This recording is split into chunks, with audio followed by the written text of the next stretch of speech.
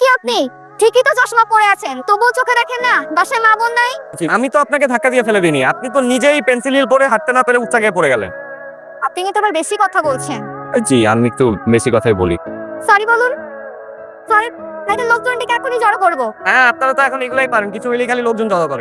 আপু শুনুন, দেখুন এই লোকটা আমাকে ইচ্ছা করে ধাক্কা মেরে ফেলে দিয়ে এখনো পর্যন্ত উনি আমাকে সরি বলছেন না।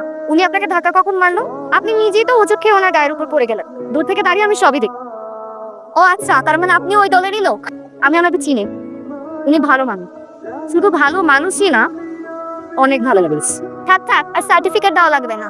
দেখেন সময় কত বৈচিত্র্যময়, মানে একসাথে আমরা পড়ুয়া কোচিং সেন্টারে কতদিন পড়িয়েছি, অথচ কখনোই আমাদের কারোর সাথে দেখা হয়নি, কথা হয়নি। আপনি পড়ুয়া কোচিং এর টিচার ছিলেন? হ্যাঁ, তাই তো বলি, আপনাকে চেনা চেনা কেন লাগছে এত? আমি কিন্তু আপনাকে এই যে এটা স্পেশাল, এটা নরমাল। Thank you. আমি কিন্তু আপনাকে খেয়াল করেছি, আপনি কখনো আমার দিকে তাকাতেন? খেয়াল করতেন কেন? কারণ আপনি সবার থেকে অনেক আলাদা, আর আপনার শার্টগুলো দেখলেই বোঝা যায় যে আপনি বাকি 5টা ছেলের মতন না। আপনি কিন্তু বেশ মিশুক আছেন, খুব মজা করে কথা বলেন। না না, আমি একদমই মিশুক না।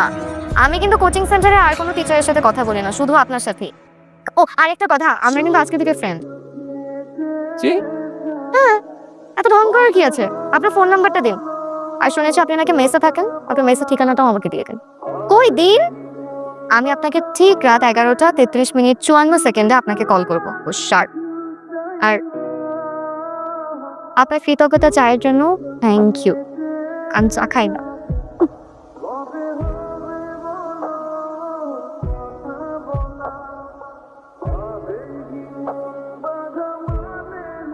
কে?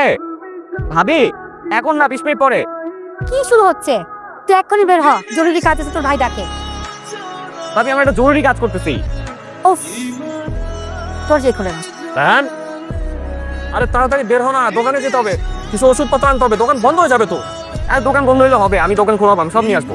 রায়হান, একদম ঘাটতারামি করবি না। আচ্ছা ঠিক আছে, বললাম তো নিজের মতোই থাকবো। এখন 11:30 বাজে, আমি আমি একটু পরে দরজা খুলতেছি, যাও এখন। চলো। হ্যালো, এত দেরি করলেন স্যার?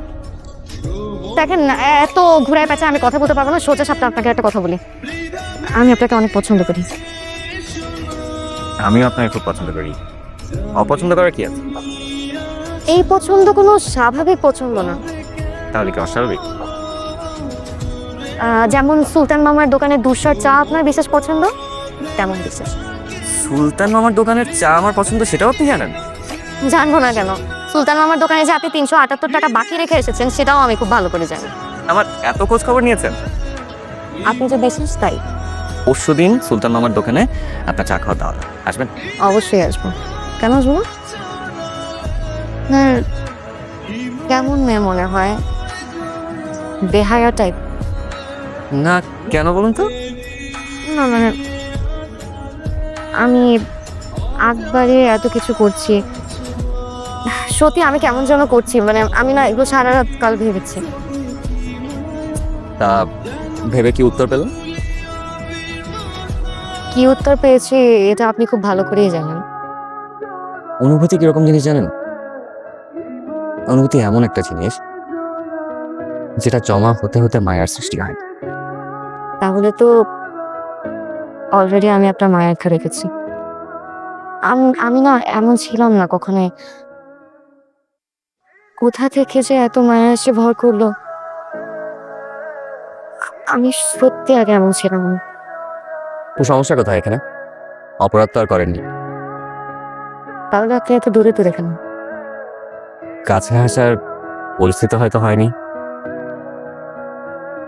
কি হলো, কোথায় যাচ্ছেন? যেদিন পরিস্থিতি হবে সেদিন আবার দেখা হবে। রাগ করবেন না।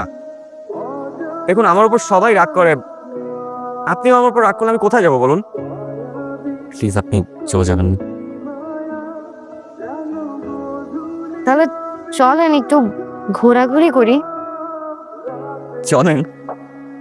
টায়ার্ড হয়ে গেছে একেবারে, একটু ঠান্ডা পানি দাও তো আমাকে, আমি রুমে যাচ্ছি। নিয়ে খাও। কি ব্যাপার, সমস্যা কি? কিছু লাগবে নাকি?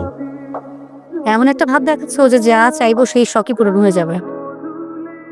যত তাড়াতাড়ি সম্ভব রেহানকে বাসা থেকে সরাও। আচ্ছা কি হয়েছে, এরকম আচরণ কেন করতেছো? বুঝো না বিষয়টা। আচ্ছা আমাকে বলো তো, আমাদের বাসাটায় রায়হানের কি কাজ? সারাদিন পরে পরে ঘুমানো খাওয়া এগুলো ছাড়া তো আমি ওরকম কাজ দেখি না। যাও একটা চাকরি করতো, সেটাও শেষ। কোনো কথা বললো তো আমার ভাই শোনে না। মানে এমন একটা ভাব যে আমার পুরো বাসাটা একটা লঙ্গরখানা খুলে রেখেছি। রায়হানের উপরে কতদিনের ক্ষোভ তোমার সেটা আমি জানি না, তবে একটা কথা তোমাকে স্পষ্টভাবে বলে দিতে চাই, আমার জীবনে তোমার গুরুত্ব যতটুকু, রায়হানের গুরুত্ব ঠিক ততটুকু। ওর যতদিন মনে চাও ততদিন আমার কাছে থাক। দেখো, তোমার সাথে ঝগড়া করার কোনো ইচ্ছাই আমার নেই। তারপরও তোমার যদি মনে হয় আমাদের এই সুখের সংসারে অশান্তির দরকার, তোমার জেদের জয় দরকার, তাহলে তুমি চালিয়ে যেতে পারো, কিন্তু এটা লাভের লাভ কিছুই হবে না। আমি এক্সট্রিমলি সরি।